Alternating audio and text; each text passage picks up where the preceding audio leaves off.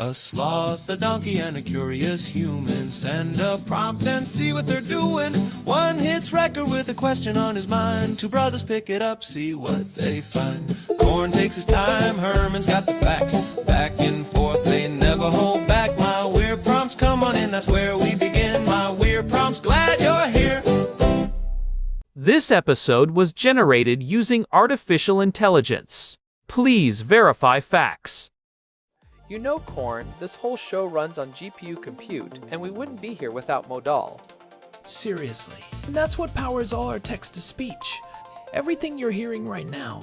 They're an AI infrastructure platform. Developers use them to run GPU workloads in the cloud with zero infrastructure headaches. If you're building anything with AI, check them out. Modal.com. You ever notice how some jobs just sound like the opening scene of a disaster movie? Sapper is one of those words. It sounds made up, like something you'd name your character in a video game. And yet here we are, discussing actual human beings whose job involves making things go boom on purpose. Today's prompt comes from Daniel, and it's about sappers and bomb disposal teams in Israel. With Iran firing cluster munitions at Israel with increasing frequency, the people who handle these devices after they land have become critically important. And honestly, I've always been curious about what kind of person looks at a pile of unexploded ordnance and thinks, yes, that is my calling. The Sapper community in Israel is fascinating precisely because it sits at the intersection of military engineering, emergency response, and a level of risk that most of us can't even conceptualize. Let's talk about sappers. For those who might not know the terminology, what exactly is a sapper? A sapper is essentially a soldier or specialist trained in demolition and explosive ordnance disposal. The term comes from the French word sapper, which means to dig or undermine. Sappers originally were engineers who would dig trenches and tunnels to undermine fortifications. Over time, the role evolved to encompass any combat engineer working with explosives. In modern military contexts, sappers handle route clearance, fortification construction involving explosives, and disposal of unexploded ordnance. And in the Israeli context, these are the people dealing with the remnants of Iranian cluster bombs. When an Iranian ballistic missile equipped with cluster munitions reaches Israel, the interception systems, whether Arrow, Iron Dome, or David's Sling, are trying to hit a target moving at tremendous speed. Some of these submunitions survive the interception or the missile breakup and fall to Earth without detonating. Those become the sapper's problem. That must be a nightmare scenario. You've got dozens, sometimes hundreds, of small bomblets scattered across an area, potentially in a residential neighborhood, a park, a school. The scale is almost incomprehensible. A single Iranian missile-carrying cluster munitions can disperse anywhere from several dozen to several hundred submunitions over an area the size of several city blocks. And these aren't large devices. Many of them are roughly the size of a tennis ball or a soda can. They look almost innocuous, which makes them especially dangerous because children or unsuspecting civilians might pick them up. So walk me through what happens when a cluster strike happens. Who shows up first? The response is tiered. The Israel Defense Forces have specialized ordnance disposal units, but in the immediate aftermath, you've got a combination of military sapper teams, police bomb disposal units, and in some cases, civilian emergency response. The military sappers typically handle the larger pieces of wreckage and the more complex devices, while the police bomb squad, which is called the matrua in Hebrew, handles what's found in civilian areas. The police bomb squad. Is that a separate thing from military sappers? Very much so, and this is where it gets interesting. Military sappers and police bomb disposal teams have different primary mandates, different training pipelines, and historically different levels of visibility. In Israel, the Military Sapper Corps trains soldiers through an intensive course that covers everything from basic demolition theory to advanced ordnance recognition. After their initial training, many sappers go on to specialize further. Some focus on tunnel detection, others on underwater ordnance, others on the specific types of munitions they're likely to encounter from various threat actors. And the police side? The police bomb disposal units, the Matrua and the National Bomb Disposal Team draw from both career police officers and sometimes veteran military personnel. Their training is similarly rigorous but emphasizes civilian context. They're dealing with suspect packages, suicide vests, vehicle-borne improvised explosive devices, and now, increasingly, unexploded ordnance from the current conflict. The psychological profile is slightly different too. Military sappers might work in a combat zone where they're expecting threat, whereas police bomb disposal often involves responding to a situation where the device might be in a shopping mall or on a bus without any warning. The bus point is interesting. Daniel mentioned in his prompt that, in Israel, if someone leaves a bag on a bus, it's often blown up. That's not an exaggeration, is it? Not even slightly. The security posture in Israel treats unattended bags as potential explosives until proven otherwise. This is a country that has experienced bus bombings, suicide attacks, and a sustained campaign of terror over decades. The bomb disposal teams, both military and police, are responding to potential threats on a regular basis. In a typical week in Israel before the current escalation, the Tel Aviv police bomb squad might respond to 5 or 6 suspicious packages. Most turn out to be false alarms, a laptop left behind, a cooler that looks suspicious, someone's forgotten luggage. But each one has to be treated as potentially lethal until proven otherwise. And that must take an enormous toll on these people, mentally. It does, and that's one of the less discussed aspects of this job. The psychological burden on bomb disposal technicians is significant and well documented in the literature. There's something called subsequent stress reaction. Even when an operation goes perfectly, the human brain doesn't easily process the experience of being inches away from death multiple times. In Israel, with the volume of work these teams are doing right now, burnout and psychological injury are serious concerns. Let's talk about the training itself. What does it actually take to become a sapper in the IDF? The training pipeline is demanding. For a career officer in the IDF's engineering corps, you're looking at months of intensive training that covers explosive physics, material science, electronics for understanding fusing mechanisms, and extensive hands-on work with inert ordnance before anyone touches anything live. The sappers learn to identify different types of ordnance by sight, by the markings, by understanding the threat profiles of different adversaries. And adversaries in this region are numerous and well equipped. Extremely. When you look at what's been fired at Israel over the past year or so, you've got everything from simple unguided rockets to sophisticated ballistic missiles with cluster warheads. Each requires a different approach to disposal. A simple rocket might be relatively straightforward to destroy in place. A cluster submunition from Iran might have an internal battery that keeps its electronics alive for days or weeks after impact, meaning the disposal approach has to account for potential functioning components. I imagine the identification phase is crucial. You need to know what you're dealing with before you can safely dispose of it. One of the things that struck me when researching this topic is how much of a sapper's work is actually identification and risk assessment rather than just make it safe. The sappers arrive on scene, they survey the area, they try to determine exactly what ordnance they're dealing with, what its current state is, whether it's stable or could function unexpectedly. That decision-making process is where the real expertise lives. And what about the disposal itself? How do they actually destroy these things? There are several techniques. The most common is controlled detonation, placing additional explosive charges near the device and detonating them in a way that destroys the original ordnance. This is sometimes called blow in place because you're destroying the device where it lies rather than moving it. The advantages are obvious. You don't have to transport something volatile. The disadvantages are that you're creating a small explosion in a potentially populated area, so there's always concern about collateral damage and noise. In the current situation, with cluster submunitions scattered across neighborhoods, blow in place must be happening constantly. It is. The sappers are working long hours, going from site to site, disposing of these submunitions.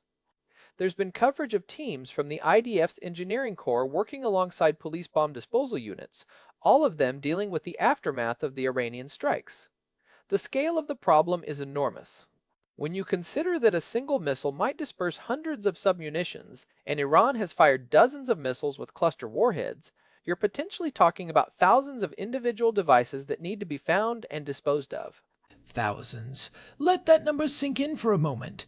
Thousands of unexploded bomblets scattered across Israeli territory. and each one represents a potential civilian casualty if it's not found and dealt with. This is part of why the use of cluster munitions is considered so problematic under international humanitarian law. They have a well-documented failure rate, and those failures create long-term risks to civilian populations. The submunitions might not detonate on impact, but could do so later if disturbed, or their batteries might keep electronics alive for extended periods. I want to shift gears slightly and talk about the psychological profile of these people. What kind of person chooses this job? This is one of the most fascinating aspects of Sapper culture. Research into bomb disposal technicians consistently shows a profile that's somewhat counterintuitive. You might expect bomb disposal technicians to be adrenaline junkies, people who love risk for its own sake. The research actually suggests the opposite. Many successful bomb disposal technicians score high on measures of conscientiousness and anxiety tolerance, but not particularly high on sensation seeking. That makes sense if you think about it. You need someone who can remain calm when everything is telling them they should be terrified. The job isn't about seeking danger, it's about managing it with extreme precision. There's a concept in the field called cognitive closure, the ability to focus intensely on a single problem while filtering out everything else. When you're working on a device that could kill you, you need to be able to concentrate on the task at hand without being paralyzed by fear. And yet, these people are human. They have families, they go home after shifts. How do they compartmentalize? It varies enormously by individual, and the coping mechanisms are all over the map. Some sappers are very private about their work and don't discuss it with family. Others find that openness helps. Many develop what psychologists call critical incident stress debriefing, rituals after particularly difficult jobs. In well-run units, there's structured psychological support, though I should note that in active combat situations that support is often stretched thin. Do sappers typically serve for a fixed period, like a standard military enlistment, or do some make it a career? In the IDF, it can be both. Many soldiers do their mandatory service as sappers and then return to civilian life. Others, particularly those who demonstrate aptitude and interest, are offered the opportunity to become career officers in the engineering corps. The professional bomb disposal units, both military and police, are almost entirely career personnel. The training investment is so substantial that you really need people who are committed long term. That makes sense. You wouldn't spend a year training someone only to have them leave after 18 months of mandatory service. Right. And the career paths within bomb disposal are actually quite diverse. Some technicians specialize in specific types of ordnance, for instance, underwater ordnance or particularly sensitive devices. Others become instructors, passing on their knowledge to the next generation. There's also advancement into command positions where you might oversee teams rather than personally disposing of devices. Is there much interchange between countries? Do Israeli sappers train with their American or British counterparts? There is significant international cooperation in this field. The United States has the United States Army Technical Escort Unit and various military explosive ordnance disposal units that train alongside Israeli counterparts. The technical challenges of bomb disposal are fairly universal, and there's a professional community that shares best practices. That said, each conflict environment has its own specific threat profiles. Israeli sappers dealing with Iranian cluster munitions are working with ordnance that American EOD technicians might not encounter in the same way. And what about the prevalence question Daniel raised? Does every country have bomb disposal teams, or is it really only in high-threat environments like Israel? Almost every country has some form of bomb disposal capability, but the scale and structure vary dramatically. A country like Israel or the United States has extensive, multi-layered systems with dedicated units at federal, state, and local levels. Smaller countries might have a handful of specialists who cover the entire nation. The United Kingdom's Metropolitan Police has had dedicated bomb disposal units since the Troubles in Northern Ireland. Most developed nations have some form of military EOD capability even if their civilian police don't maintain full bomb squads. What about countries that don't face immediate terrorist threats? Do they still maintain these capabilities?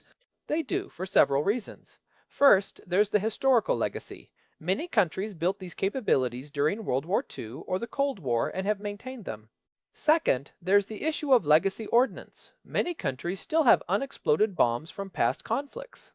The UK deals with WW-era bombs discovered during construction regularly. Germany has similar issues. Third, there's the improvised device problem.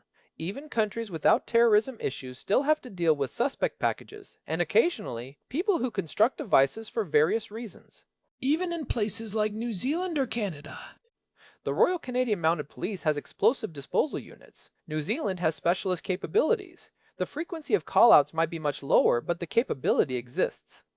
What distinguishes high-threat environments like Israel is the volume and the nature of the threats. An Israeli bomb disposal technician might respond to more potentially lethal situations in a year than a British counterpart sees in a decade. Let me ask you something more personal about the profession. Have you ever known anyone who was a sapper or bomb disposal technician?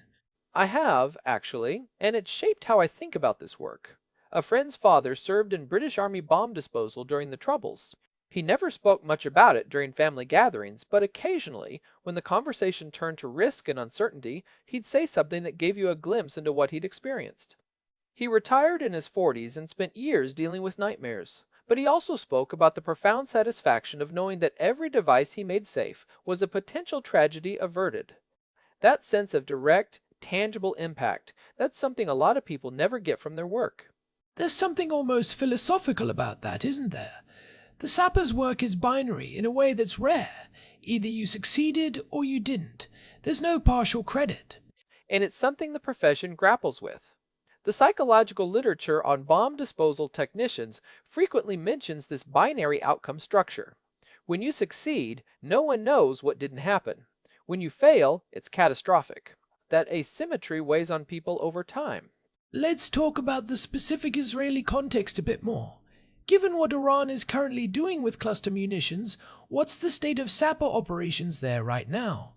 From what we know, the IDF has surged capacity in response to the increased ordnance problem. Reserve sapper units have been activated. The engineering corps has been working around the clock to clear submunitions from strike areas. There's been coordination between military and civilian authorities to ensure that residential areas, agricultural zones, and infrastructure are cleared as quickly as possible.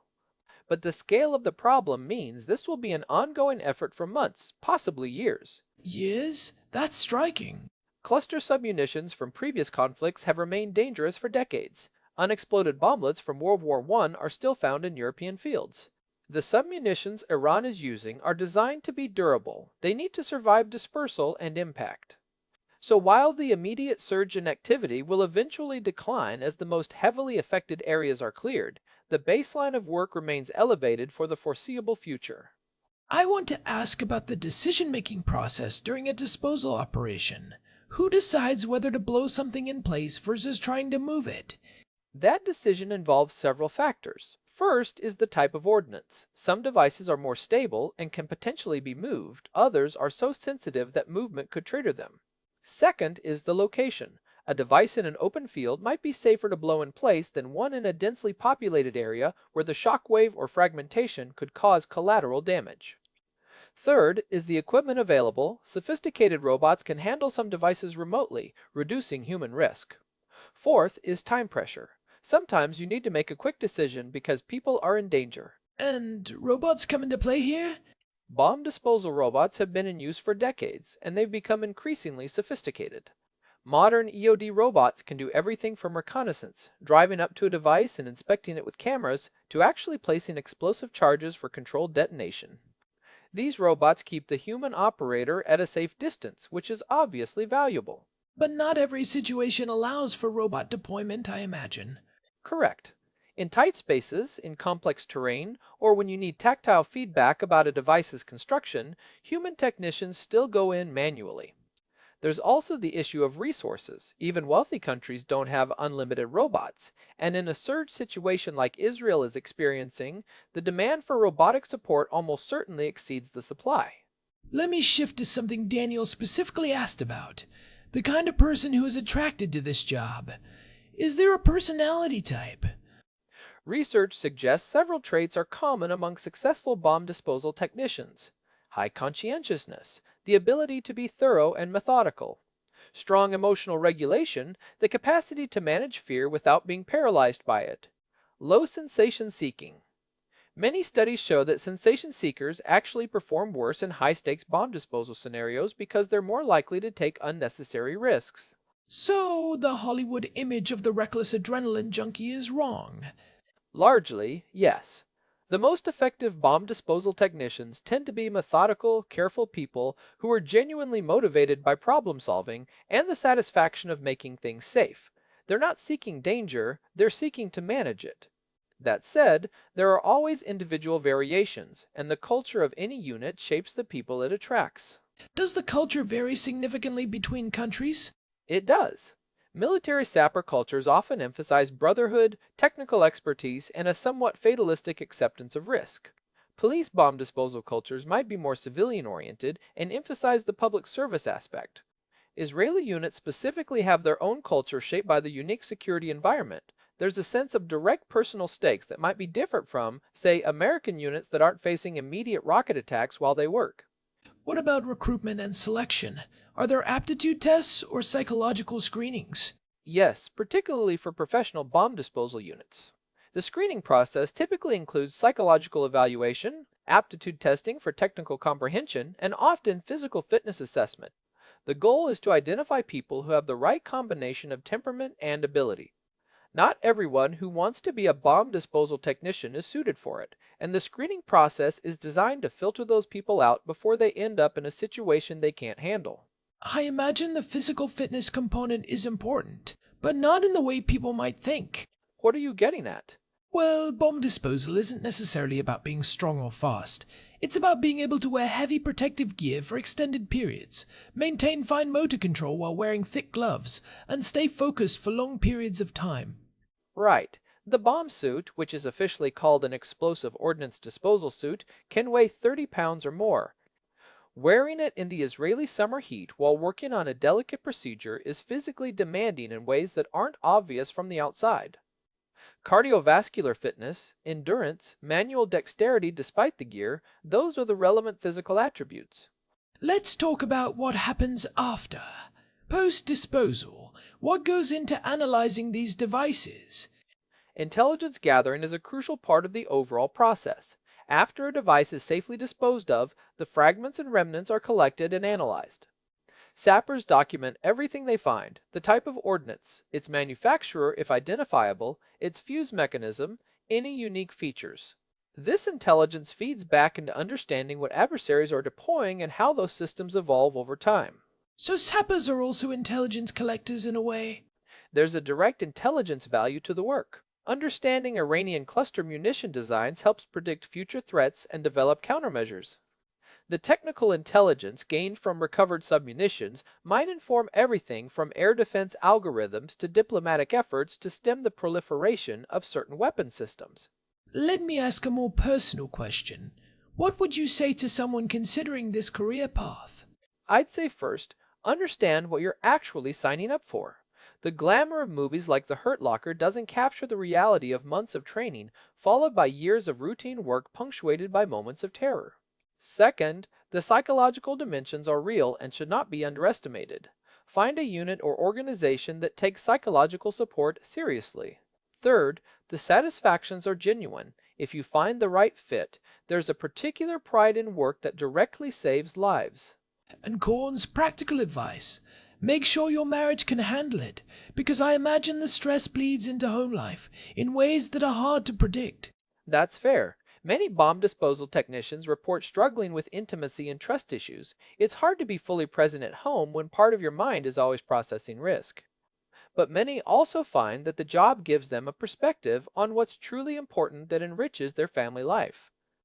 Let's talk about the future of the profession. Is technology changing what sappers do? Significantly. Robotics are becoming more capable, which means some high-risk tasks can be delegated to machines. Artificial intelligence is beginning to assist with device identification.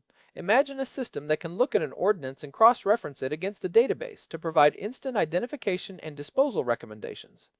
But there's a limit to what technology can do. The judgment calls, the ability to improvise when facing something novel, the human capacity for risk assessment in ambiguous situations, those remain irreplaceable. And in the Israeli context, with the specific challenge of Iranian cluster munitions, is the work changing? The sappers are learning on the job. Each recovered submunition teaches something new about the designs, the failure modes, the common patterns. That institutional knowledge is being accumulated rapidly because of the volume of work. There are probably insights being developed right now in Israeli sapper units that will influence how this problem is approached for years to come.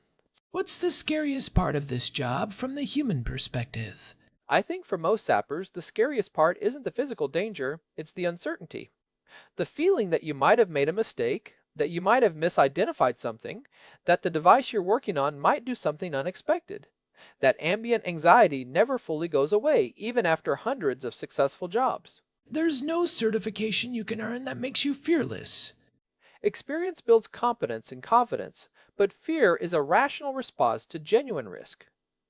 The goal isn't to eliminate fear, it's to be able to function effectively despite it. One more question before we wrap up. Given what you've described about the psychological burden, are there enough people willing to do this work? In most countries, recruitment for bomb disposal units is competitive. The psychological screening and technical requirements narrow the pool significantly. In Israel, with the surge in demand, there are concerns about burnout and retention. The system is under stress, but it's also drawing on a population that has grown up with security service as a normal part of life. Many young Israelis see military service, including dangerous service, as an expected and honorable path. And that cultural dimension is important. In some countries, bomb disposal work is seen as obscure and somewhat frightening. In Israel, it's part of the broader national security narrative, which creates both advantages and pressures. The advantage is a deep cultural respect for the work and a ready pool of potential recruits who understand what they're getting into. The pressure is that the volume of threats means these individuals are being asked to do extraordinary amounts of dangerous work in a compressed time frame. All right, let's bring this home with some practical takeaways. What should listeners take away from this discussion? First, appreciate that bomb disposal is a profession that exists at the intersection of extreme skill, psychological resilience, and genuine sacrifice. The people doing this work are protecting communities in ways that typically go unnoticed because their successes are invisible. Second, understand the cluster munition problem better. These weapons create long-term civilian hazards that persist well after conflicts end. Third, if you're interested in this field professionally, do your research carefully and understand the psychological dimensions as well as the technical ones. And from my side, I'd say this. The next time you hear about a suspicious bag being found on a bus or at an airport, remember that somewhere nearby, there's a sapper or bomb disposal technician who has to treat that bag as potentially lethal and make decisions that could mean life or death for dozens of people. It's easy to take for granted that someone else is handling that risk. Well said. These people deserve recognition for work that most of us cannot even imagine doing. Before we sign off, big thanks to our producer, Hilbert Flumingtop, for keeping us on track. And thanks to Modal for providing the GPU credits that power this show. If you're enjoying my weird prompts, a quick review on your podcast app helps us reach new listeners. Find us at myweirdprompts.com for RSS and all the ways to subscribe. This has been My Weird Prompts. Until next time, keep questioning. This episode was produced using Minimax M2.7. Text-to-speech by Chatterbox. Thanks for listening to our show, My Weird Prompts, where our thoughts go from slow takes to facts on cue. We change and follow through. My Weird Prompts, that's the flows from sloth.